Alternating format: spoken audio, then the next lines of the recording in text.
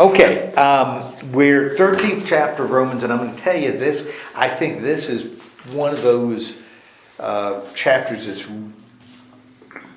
is often misinterpreted. And so I'm going to share with you how I interpret it, and I think it's accurate based on the text, but especially nowadays, I think it's often misused in several different directions. Now, last time we met, we saw a major change in Romans. We were at sort of a transition. From where did we move? What were we doing before chapter 12? What was Paul writing before we get to chapter 12? Yeah, before we get to chapter 12. In chapters 1 through 11, what is Paul doing? Because 12 is a major shift in the letter. What is he doing in the first 11 chapters? Grace, righteousness, and faith. Okay, he's talking about this relationship between grace, righteousness, and faith, which deals with what? What if we say grace, righteousness, and faith, and we take those together, what does that signify? What is that all about? What does that illustrate? Grace comes from God, righteousness is a right relationship with God, and faith is when you trust God. Okay, so all of this is our relationship, how we can have a relationship with God, something that we need because all human beings are related. Well, related. Only in certain parts of West Virginia. In Eastern Kentucky. And Eastern Kentucky. But if they flooded, we're all sinful. That's what Paul establishes. First, we're all sinful, therefore we need this relationship with God. And grace, he really doesn't talk a huge amount about grace because that's something God gives. And so it's not something he has to go into great depth explaining because it's nothing we do. It's something God generates. But he does talk a lot about our side. How we respond, the faith side. He spends a lot of time talking about the faith side. Why does he have to why do you think, or why did we sort of establish that Paul needed to spend time dealing with faith, our side of that relationship? Why was that important? Why did Paul spend so much time talking about that? They're getting it wrong. They're getting it wrong. Why is it inevitable? In fact, why is it inevitable that they would get it wrong? Why do we get it wrong? Because we want to control it. We want to control it, and we are sinners. We're sinners. We want to control it. We assume we know what it is because we worship idols. Therefore, God must think like we think. Therefore, God must relate to us the way we think God should. The trouble is, we're not God. And God relates to us much better than we would assume. Therefore, he spends a lot of time on that faith side, even to the point where God's grace is purely from God, but even our response is shaped by God. God gives us the ability to respond. So, in a sense, God is working both sides, of the equation. And so he spends 11 chapters dealing with this relationship we have with God. And by the time we get to chapter 11, and he's established how God has dealt or will deal with his own people, something that's important, because if the Jews are no longer close to God, then God's promises aren't worth, anything, and therefore the relationship we have with God can change his mind, and we won't have a relationship anymore. So has to establish that the Jews are still part of the promise, which he does by the time we get to chapter 11. That's wonderful. A lot of information. We are ready to go, right? Where does he shift starting in chapter 12? If 11 chapters, he establishes this faith, righteousness, and grace. What does he start doing in chapter 12? It's like, okay, now what are we going to do about it? That's it. What are we going to do about it? how do we respond to what God has already done? Now, we know faith, but how is that going to shape what I do tomorrow? Not what I trust, but rather how I act. And that's really the way he starts chapter 12. And what image does he use right at the beginning of chapter 12 that's kind of going to guide him all the way through chapter 16?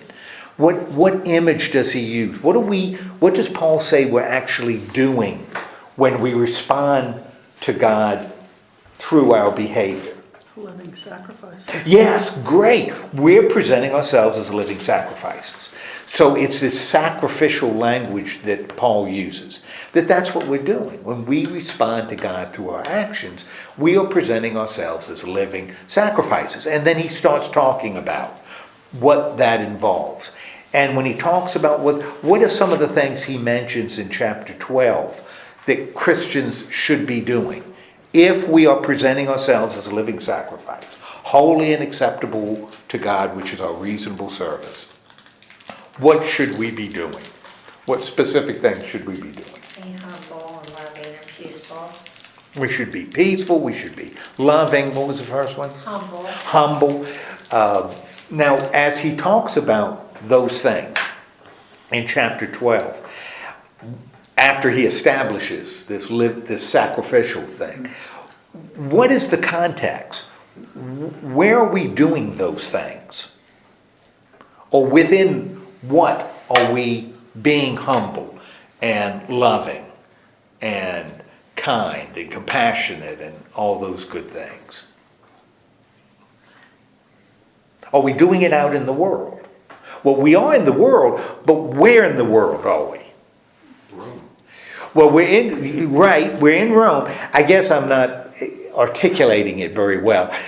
It's within a church context. It's how people in the church relate. So when you're talking about people in the church, you need to be humble.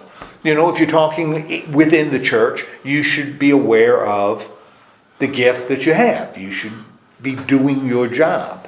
You should be loving towards your brothers and sisters in the church. So he's talking first about presenting this living sacrifice within this context, which makes a lot of sense because he's writing to a church. So a lot of chapter 12 has to do with how we live with one another within the body of Christ. Well, chapter 13, and we're going to see it, in 14 as well, he's going to broaden that a little bit because our responsibility isn't just inside the church. The walls aren't so thick that we don't relate outside to folks outside. Jake, what you thinking? What am I? Oh, I was thinking about bazaar. Oh, about the bazaar. I kicked Paula and Judy out of the kitchen. So that's what I was thinking about. How we relate to one another. Well, and that's what Paul talks about. Because he says, exhorters exhort, right? Preachers preach. You do what God has equipped you to do within the body. Okay? Because we have to function together. Okay. When we hit chapter 13, he makes another shift. But it's still, I think, having to do with this living sacrifice. How can we apply the theology we learned in chapters 1 to 11 to how we live now? And he's moving away from doing it within the body of Christ, our actions within. Now, remind me again, to whom is he writing this letter? The church in Rome. He's writing it to the church in Rome. And what makes that, and he's written to other churches. I mean, we talked about his letter to the Galatian churches, which was kind of a circular because there were more than one church. And he's wrote letters to the Corinthians and he wrote letters to the Philippians. So he's written other letters. What makes Rome, this letter to the Romans, distinct? What are some of the things that make it kind of a unique letter as opposed to the others?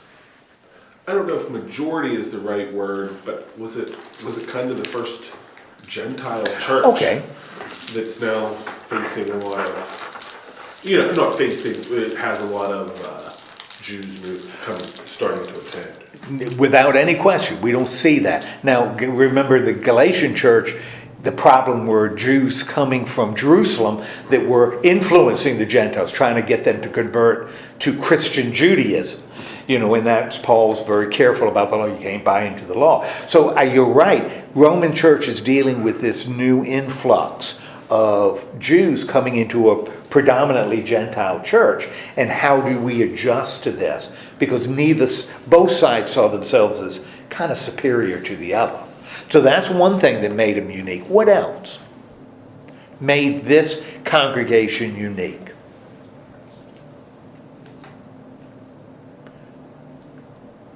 Where is it located? Like in the center of the known world. It is in the center of the known world. It is in the center of the universe. It's in the city of Rome. Why is, you said it's the center, why is it the center of the world? Because it's the capital of the empire. Oh, the capital of the empire. That's where the emperor is.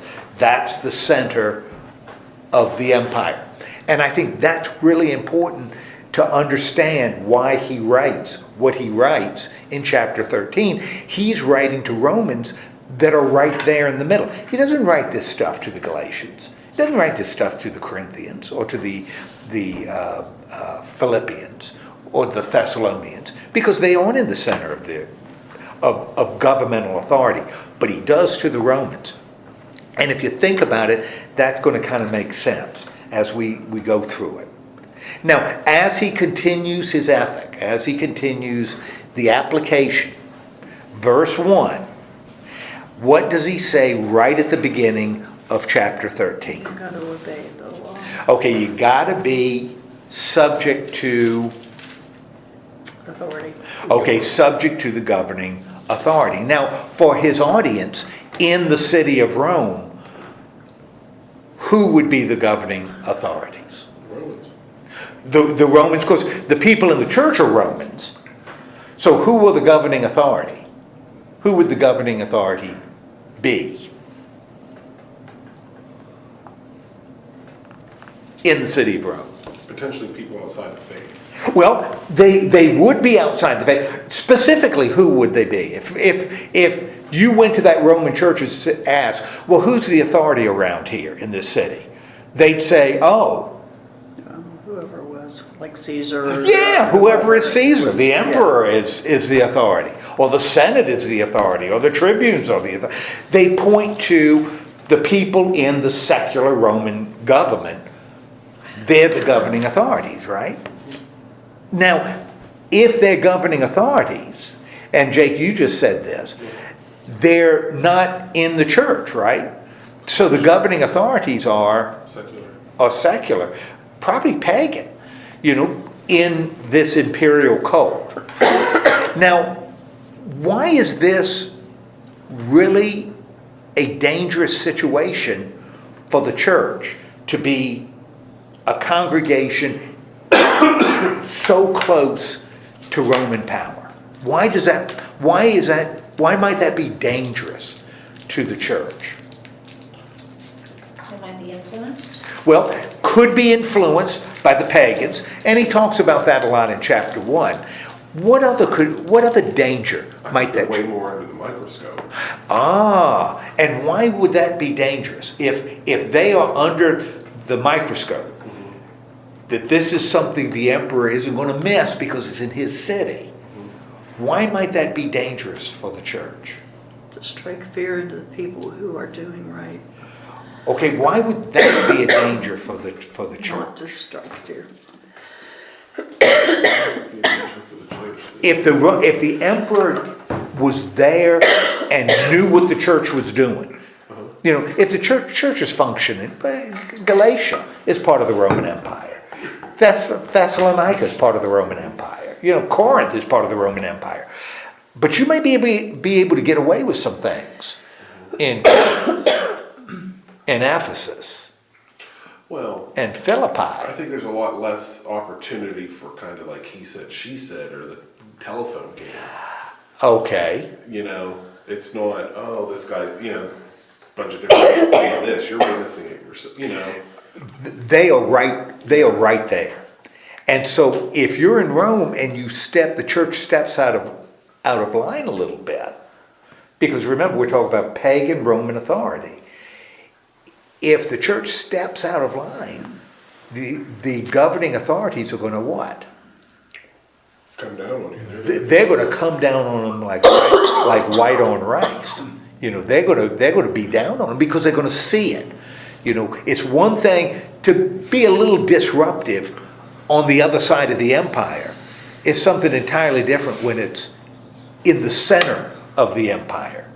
So the church is in a precarious situation, particularly in a pagan empire where a lot of gods are worshipped and the church is worshiping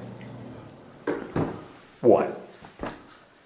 Now, I think I told you before, one of the things that's going to be a problem long after this, we're talking about around the turn of the first century, the Romans are going to accuse Christians of they're not going to persecute Christians because they worship Christ. They're not patriotic. They're not patriotic.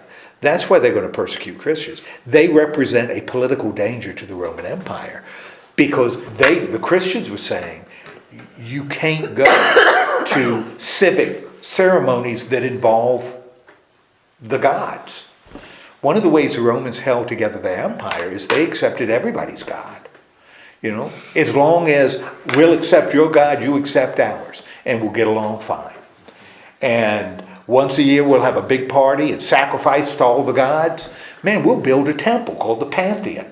And Pantheon means, in Greek, all gods. It's a temple for all the gods. And you have little statues all around the Pantheon, where you could go and worship any god you wanted. And the Romans were fine with that because it allowed the empire to come together. As long as you celebrated the emperor, you could worship any god you wanted. Well, the Christians said, we can't do that. We can't worship the emperor. The emperor can't be part of this because we only worship. And so we're not going to go to the parties where you sacrifice and we all have a barbecue together. We can't be part of that because our God doesn't allow it. That caused the Romans stress. The Jews had a special allowance while the temple was still there. As long as they performed sacrifices to the emperor, the Jews were okay. The Romans let the Jews not go to the civic ceremony because they were still sacrificing for the God, for the emperor. But when the Jews rebel in 71, they lose that privilege. And that's why Judaism changes and becomes sort of Pharisee, going into little communities. Christians fell under the exemption early on. They stopped. Once the Jews lost their exemption, Christians lost theirs. And the Romans thought the Christians weren't being patriotic. They weren't doing what good Romans do, which is accepting everybody and celebrating together. And that's going to be the problem. Paul is writing to Christians in the center of that.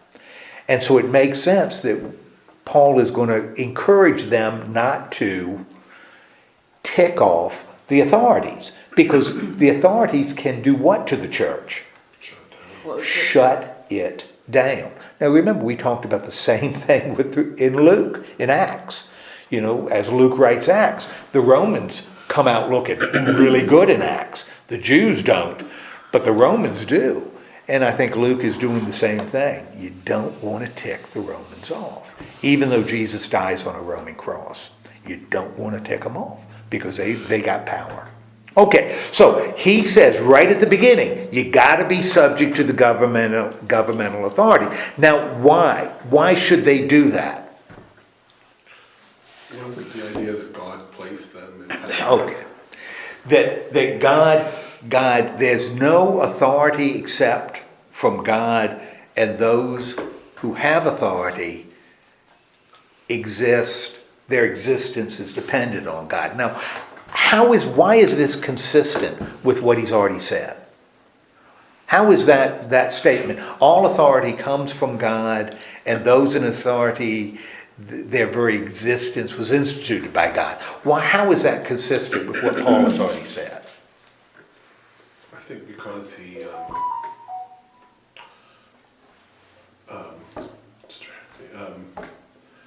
talked about hardening Pharaoh's heart. Okay, he's already said God hardened Pharaoh's heart. God chose one twin over another. Who's in charge? God's in charge. So if somebody has authority, Paul's not going to say that person has authority, but it has nothing to do with God. Everything has to do with God. So if somebody has authority, it must be through God. That authority must come. The authority must come through God. Doesn't say the ruler is, but the authority that the ruler uses comes from God. Now, if these authorities are appointed by God, what does that say about those who resist that authority? They're against God. Well, it's kind of interesting in how he phrases it. Because that would make a lot of sense, and I'll tell you something, that's the way most people interpret it. But that's not really what he says. Because Paul is really careful in how he words this. In verse 2, what does he actually say about those who resist? They will incur judgment. Okay, they're resisting God's appointed. And they're going to incur judgment. Now, what do you think he means by judgment? What kind of judgment? About what kind of judgment is he talking? I think from the Romans. Yes, I think so too.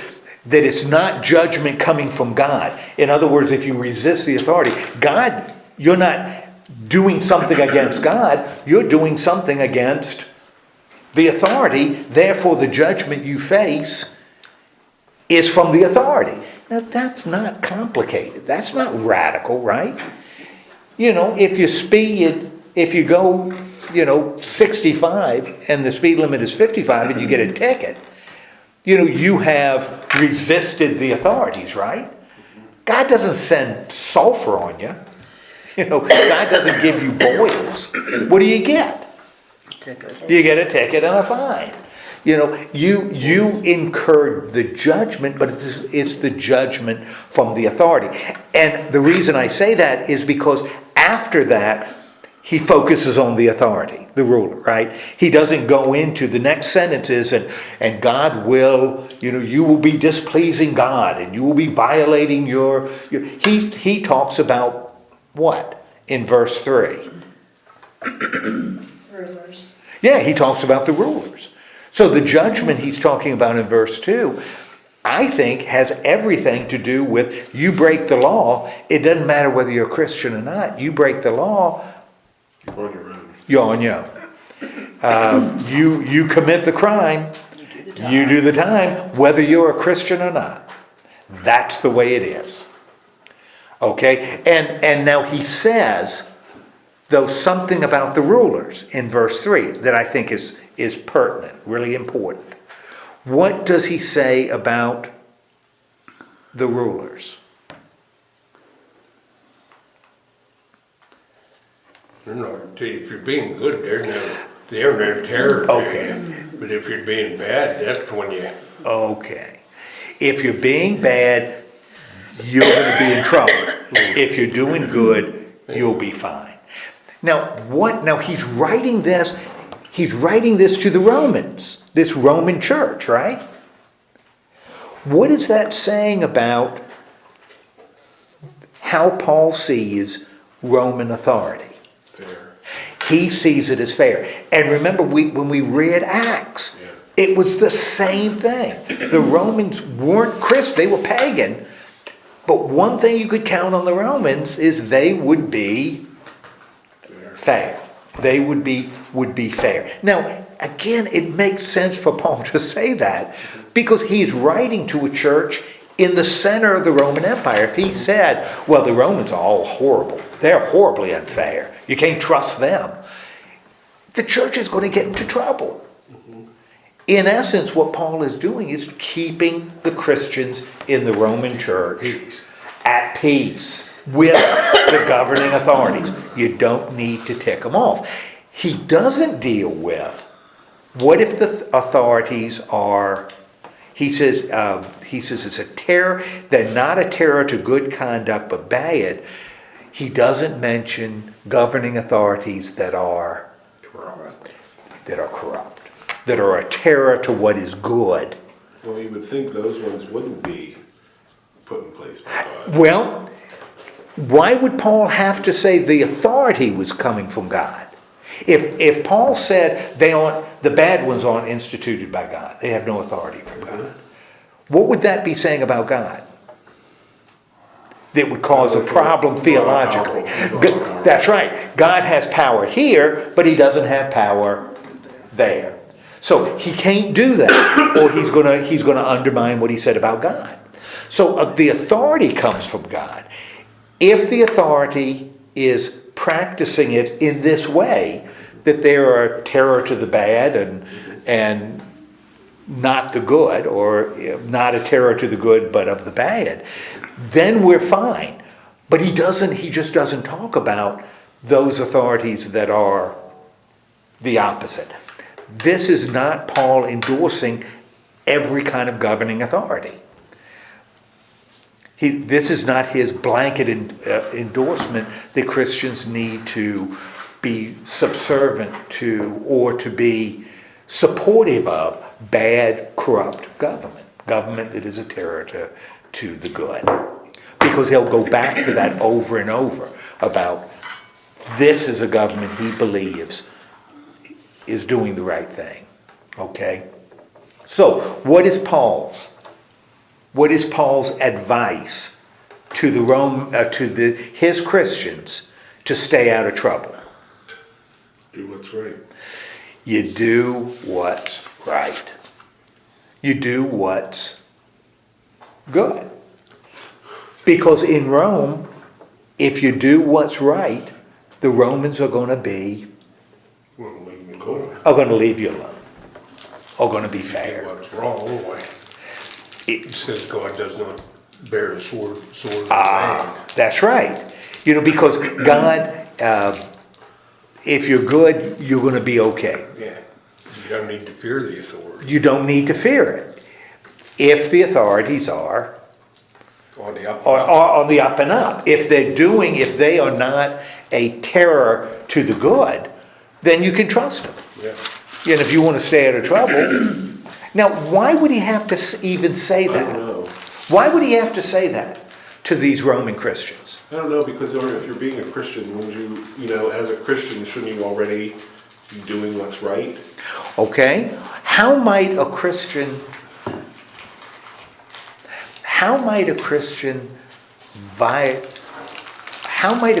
do something that in the eyes of the Romans is wrong? Not be patriotic, but Okay, maybe not, and Paul's going to deal with that in the 14th chapter, next chapter. This very issue. Maybe Christians need to be careful about where they draw their lines. Maybe you need to be real careful, because these are secular lines here. Sort of like if I'm preaching in a church that's 30 miles away and I am running late, really late. And so I say, God, I got to get there. I got to get there in, 20 minutes. And I gun it.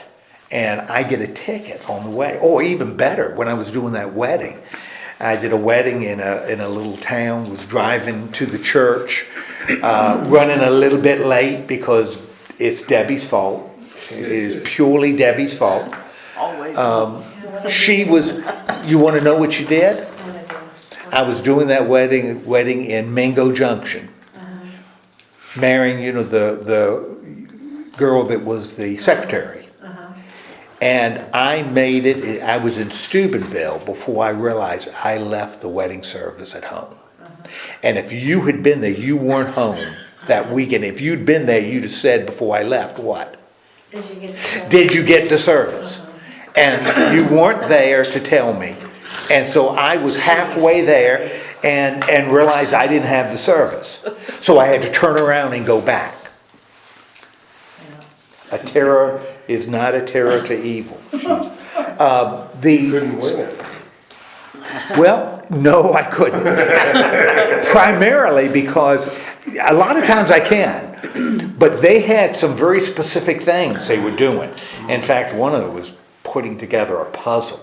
I'd never done it before as a symbol of their marriage. But there was very specific things I had to read. And they picked out their vows. So I had to turn around and go home. Well, I was going back to Mingo Junction. I should hit it on time. Get into the town. There's a policeman right in front of me. I'm thinking, this is great. Because policemen in front of me, not behind me, in front. Policemen, sometimes they speed a little bit. Yeah, and if I stay behind this policeman, Oh, yeah. I'm going to be okay. I'll go whatever he's going, I'll go and I can make it to church, because the church was, you go through town and have to go up the hill. So I'm behind him. But he slows way down and I'm behind him. He's really slow. Now he didn't know I'm trying to get to a wedding, but he starts going really slow and I'm behind him. But what am I going to do? I can't pass him, because then I'm in trouble. So I'm slow. And finally he turned, you had to turn off.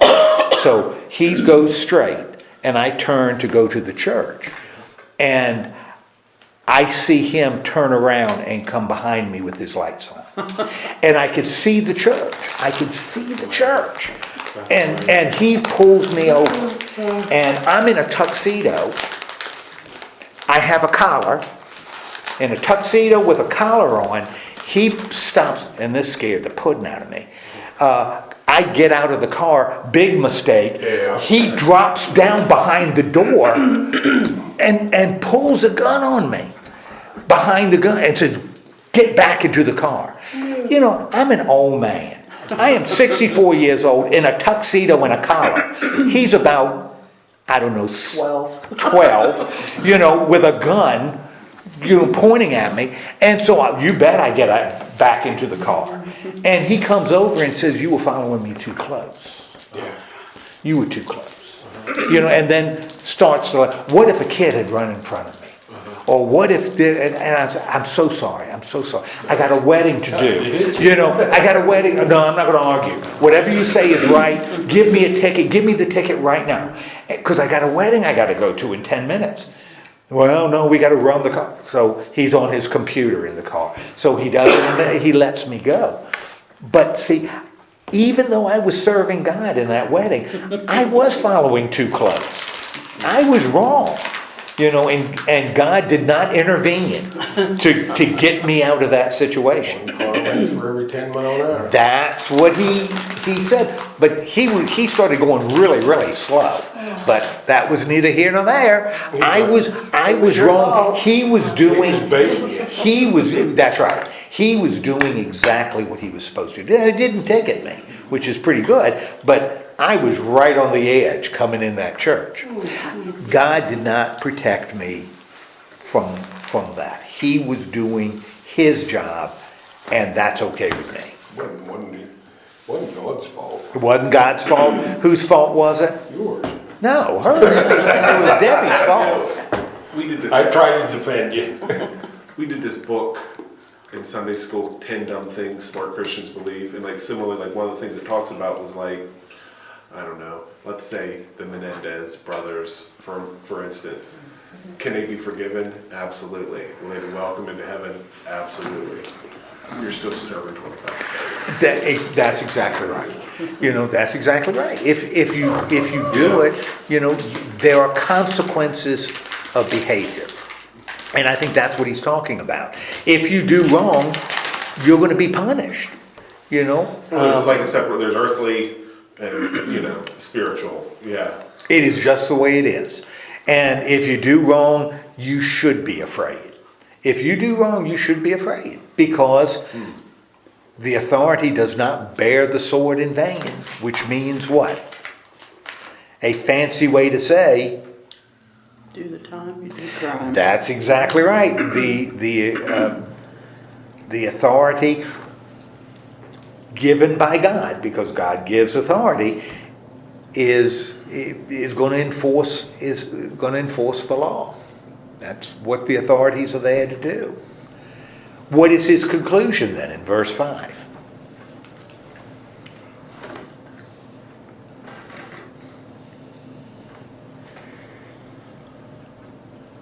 based on what he just said, was Paul's conclusion. That's why you have to do it. You better be, so therefore you got to be subject. But then he says not just, It's the authority but God's punishment. yeah, well, not just because of you're afraid of getting punished, but you know something? You should be willing to obey the law because Your conscience. of your conscience. It is the right thing to do. Obeying the law is the right thing to do. When the law punishes the guilty and not the innocent. It is the right thing to do. And he says that also applies to, in verse 6, Taxes. paying your taxes. You know, which may tell us that this may have been an issue in the Roman church. The fact that he pulls out taxes as an issue. Maybe the Christians in the Roman church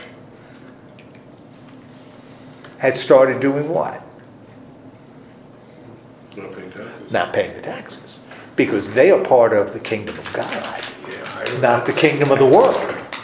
You know, and the Romans, the pagans, are using those taxes to do things we don't like. And therefore we shouldn't pay our taxes. And Paul says, I think, in essence, I think Paul would say what? You should pay your taxes, but if you don't, and they throw you in jail because you didn't pay your taxes, You That's get why 3 you square need meals a day and yeah, life is tough. Life is tough. sucks to be you. What's that? It's tough to be you. Well, I think he would say the decisions you made your life tough. You know, you by what you decided to do, you made your life harder by disobeying the authorities. And why should Christians pay? Because he says, you know, not just because you're afraid, but because good conscience. Why should Christians pay their taxes? it's the right thing to do. Because it's the right thing to do. Why is it the right thing to do? What does he say in the rest of verse 6? For the authorities and ministers of God attending to this very thing. Yeah, well, the taxes are being put to good use. So you pay them. Duh. You know, if you want to stay out of trouble, pay your taxes. As a matter of fact, this is even a general, you can make it even a broader principle. What principle does he say in verse 7? Pay everyone. In fact, pay if the law says pay. Pay what you owe. You know, in case we don't get it, Paul goes into specifics, right? Honor those you should honor.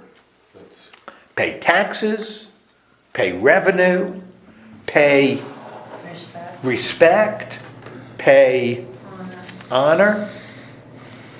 Now, it doesn't say blind obedience, but it is paying them the respect that they're due because they are the authority. So, what is Paul here saying? Why does he spend so much time here talking about obeying the government?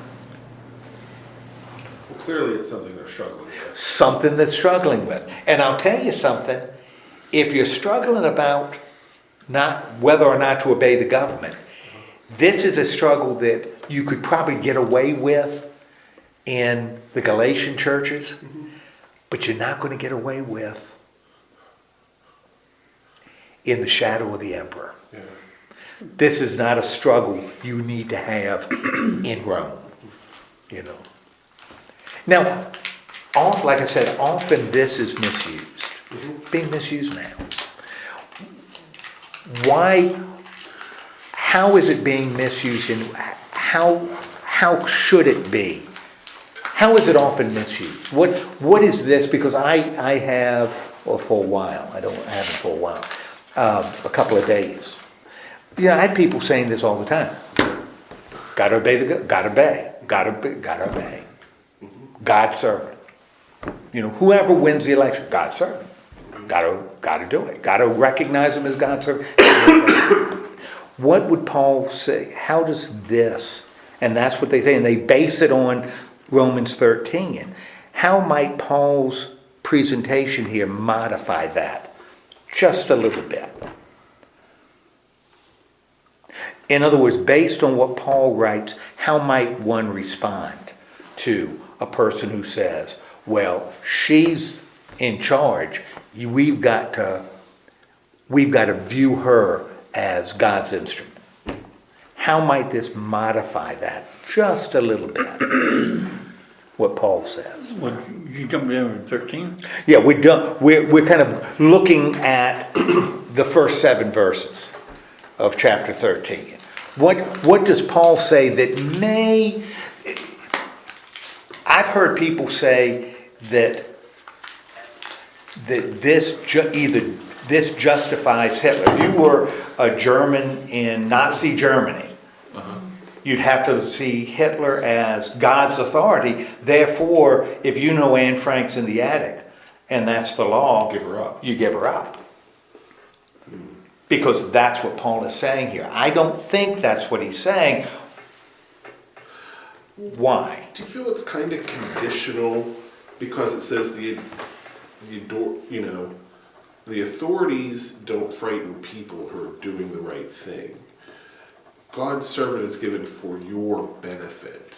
Okay. So, it's presupposing that the government is working for your good, for the good of the people. For the good of the... Yeah. I think that's accurate. Clearly, this is how Paul saw the Roman government, is working for the benefit of the people. I don't think you could say we can apply this to all governments at all times. Although, I think Paul would say authority always comes from God. Well, so thinking back, so if the Roman government here is put in place by God and should be obeyed, Right. then Pharaoh should have been obeyed. Right. Instead of plagues, there should have been submission.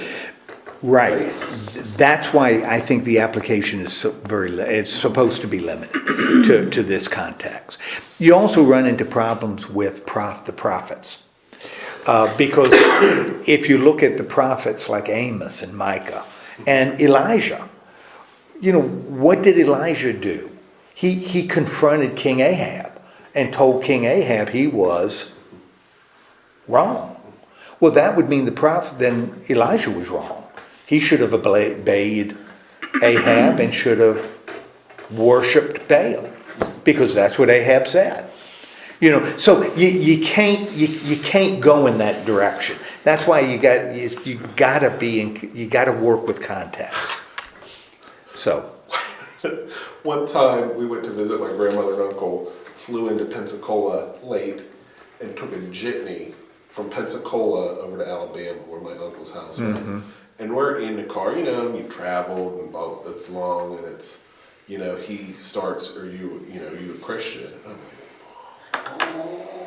like, and Mom engages him. I'm like, and so he says, that the man should, similarly, the man is the head of the house, and the woman, even if she knows the man is wrong, should blindly follow his order. So Right. this, and Like be submissive. and even we're going the wrong way, we go the wrong way. Even if she knows. and that's Just say, "Look, just shut up. Shut up," and sit there. It's 11:30 in the deep south. We just need to get to Raw. Sometimes it doesn't turn out real well in the deep south at night. Yeah. So similarly, the Romans are fine. The ride's fine. Let's just get there. Go. But something else that I think is pertinent too. I think Paul would say, I think this involves a government that Paul sees as just. So if you have a just government that does what the state is supposed to do, then your conscience should lead you to support it. But even if it's not, you be aware that there are consequences for your actions. So if you violate the laws of the state, of the governing authorities, you're going to end up paying, you may end up paying consequences. So you better be real careful, real sure, before you choose to disobey, because God is not going to protect you from those consequences. Even in unjust societies, you may end up in jail. Now that may be worth it because of the cause, but if you don't tell them where Anne Frank is hiding, you may be sent to a camp because they have the sword. You know, they have the sword. It's really this is a hard one. But I think we got to be careful how we use it, how we apply it. Now, he says we should pay what we owe, right? When he says that's starting in verse 8. He moves on to, he broadens it out. So he's done with the government. What does he say in verse 8? If we're supposed to pay what we owe, what is the one debt we can never fully pay? To love one another. The love we have for one another. So we can pay our taxes. If we owe X number of dollars, we can pay it, but we can never fully pay the love we're called to show one another. Now, what is love? What is he talking about with love? What does that mean? I mean, how does he define love? What is love? The other part of the verb. What's that? 50-50. Well, it is 50-50. And the fact that you said 50-50, you're entirely right. What then, if love in a relationship is 50-50, what is that saying about love? It's reciprocal. Okay, it's reciprocal. You're right. Both of you are right. Often when we see love, we talk about love being an emotion, right? An emotion. Now, if you say, well, love is 50-50, does that mean if it's an emotion, I feel half and she feels half? Reciprocal, if I feel love towards somebody, that person should feel love towards me? Does that make sense? It seems more like a transaction. Yeah, that's great. That doesn't make any sense. How can I do that? You know, so love isn't here a feeling, right? But it can be reciprocal, and it can be 50-50 if we define love as what? Not as a feeling, but as an action. Now it can be reciprocal. Now it can be 50-50. If love is an action. Therefore, I can treat you in a loving way, and you can treat me in a loving way, even though you don't like me, even though you don't feel any emotion towards me, you can still treat me in a loving way, right? That's true. That's true. And when you look at how love is defined by Paul, like in 1 Corinthians, that's what he says. What is love? Patient, kind, never envious, boastful, arrogant, or rude. Man, those aren't feelings. They are actions. Those are the results of decisions, not emotions. And I think that's what he's talking about here. So it is almost like a commodity. It's what we owe one another. We need not the emotion of love, but we owe them what love actually is. And in fact, he says love, if we do this, the love we show actually does what? Fulfills the law.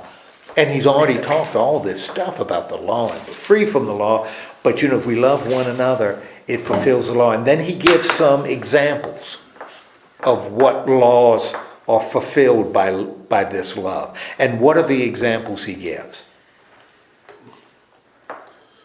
Not committing adultery. Murder, stealing, coveting, and then any other law. What do all those laws, the adultery, murder, stealing, coveting, what do they all have in common? They affect somebody else. They affect somebody else. He's not saying that you have only one, you have no other God but me, and he's not talking about adultery or idolatry. He's talking about love shown in relationships. And in fact, he says in verse 10, what? What does he say in verse 10? Love doesn't do anything wrong to a neighbor. Therefore, love is what fulfills the law. Okay. Therefore, love is action. Love is something that's active. It's not emotional. And that's the only debt we have. Now, in verse 11, why is all of this important? Particularly this love business, that we got to love one another. Why is that so important? Time's now? running out. Time is running out, right? Wait. And in fact, he says time is running. In fact, it's time to what? It's almost time to Wake up. wake up from sleep. Now sleep is an image Paul has used before, and he uses it a lot in 1 Corinthians. How does Paul use the image? And we talk about verse 11 of sleep. Night and day, right? Well, we think it's time to wake up. We might say, "Oh, it's time. We got to get going." Paul uses sleep as an image for something else. Death. He uses it as an image for death, because Paul uses sleep as an image for death. What's that? For death. Oh, for that. Death is falling asleep. That's what he'll talk about in 1 Corinthians. That it's like falling asleep. When then do we wake up?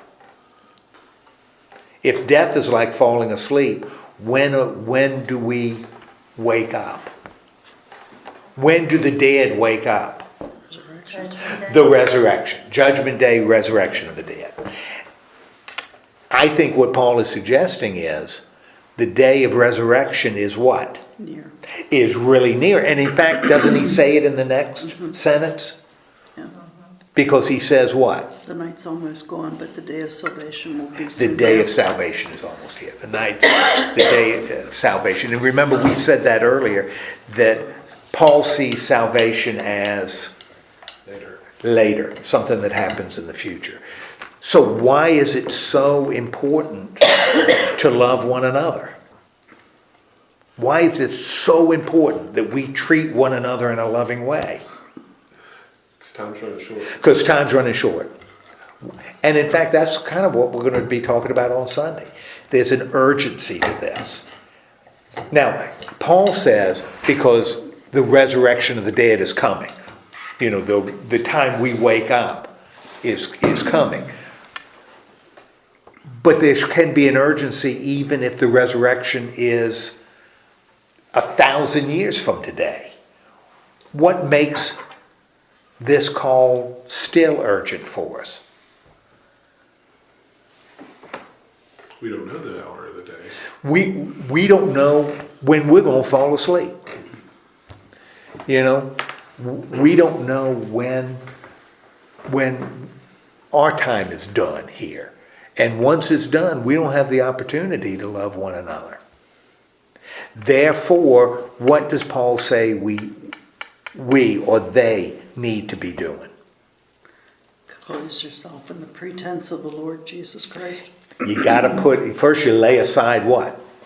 Kinds of stuff. Yeah, works of darkness. Put on the armor of light. Now, what does that mean?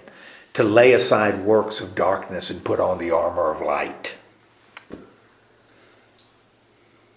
Good versus evil? Yeah. Stop doing Bad stuff and do bad stuff and start doing good stuff. good stuff. In fact, how should this affect our behavior? It should always be like that. Well, we should be living honorably in the day, and we shouldn't be doing what? And you know who I'm looking at right now. We shouldn't be reveling in drunkenness. And I love Is there this. a mirror in here? What? Is there a mirror in here?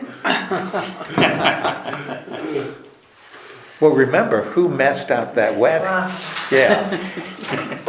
We shouldn't be debauchery. I love these words: debauchery, licentiousness, quarreling, and jealousy. Instead, we should Put on the Lord Jesus put on the Lord Christ. Jesus Christ and not give. And he's talked about flesh, right? You know, we shouldn't give in to the flesh, you know, which leads to all this bad behavior. In essence, what is Paul saying in chapter 13? What is Paul telling the Romans? What is he telling us in chapter 13? Straighten up, fly right. Straighten up, Okay. fly right. If you don't, you're going to get in trouble. And they're going to throw you in jail. Your day's coming. And the day's coming. To do, yeah, you. Why are you looking at me like that?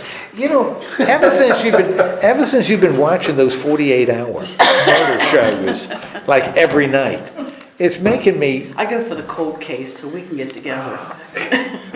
She told me that she is learning how you could get away with There you murder. go. Doesn't make me feel good. Hey, I sent that to a friend. Where's Carly? I sent that to a friend of mine because it said psychologist. This is BuzzFeed, so Okay, got to be right. psychologist warns it's a major red flag to relax by enjoying true crime. True crime.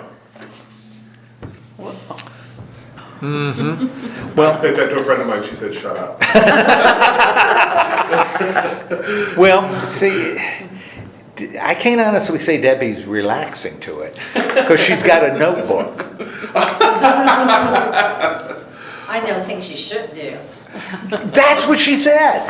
That she and disposing of the body is a big deal. You gotta watch what you do with the My body. place you Yeah. can use. It was used once, they won't think to look there again. Yellowstone.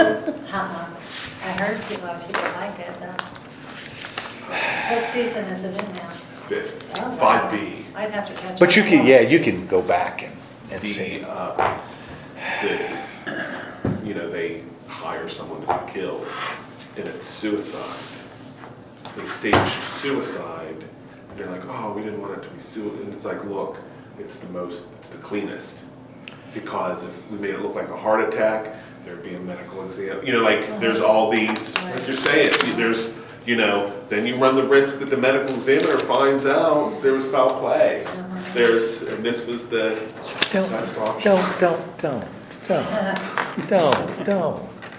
You know what's interesting though? So like when you get into all those things you shouldn't do, I think this is the Common English Bible, and it says, let's behave appropriately, not in partying and getting drunk, not in sleeping around and obscene behavior. But then, so I started looking at that verse like through different versions, and I think it goes back to what we were kind of talking about, how King James, other versions can get pretty wild because, like, I think the NIV says licentiousness. Yeah, licentiousness. Like, what the heck is licentiousness? But, someone in the King James era reading sleeping around, what does that mean? King James, I think, says chambering. But I would read chambering and be like, what in the world is chambering? Right. But right. Going into the servant's chamber. Yeah. Chambering. One of the things I did when I was this was a long time ago. I hadn't done it in like 25 years. But when I was in Indianapolis, what you just said, I had a woman in the church say, we're singing these hymns. Uh-huh. And there's stuff in the hymns, I don't know what it means. They have these words, old hymns. It's got stuff in it, I don't know what the words mean. And she said, I feel funny singing. I don't feel I'm getting much out of them because there's so much in it I don't understand. I just don't understand the English words. And what I used to do when I was in Indianapolis is every bulletin had a glossary. And I would go through the hymns and the passage, because I used to translate. I don't do that anymore. But I used to translate and go through the passage and define words. I'd have a glossary in every bulletin about what those words meant. Yeah, like Took a long time cleft. to do. Rock of Ages, cleft for me. Exactly. Sing it, don't know what it means. Right. You know, you think, But you sing it. yeah. Isn't And that cling? what's that? Isn't that like cling? Yeah. But you may not know that. That's not a word But we like use. cleft, like boring, you know, like. So but licentious and debauchery, that may not be something people know. And that's what I used to do. Don't do it anymore. The bulletin was like a little book. It's interesting. But, I don't know. That's, anyway. All right, let's have a word of prayer, and then I'll tell you what we'll look at next week. Lord God, thank you so much for guiding us through this. Help us to better understand your word. And this is really common sense. That if we break the law, you're not going to protect us. We have to face the consequences. Therefore, we better be sure that law is worth breaking. Also remind us that what we owe one another is love. And if we do that, then we are satisfying exactly the way you want us to live. Help us to recognize that. In the name of Christ we pray. Amen. Okay. So don't you think those men did, those men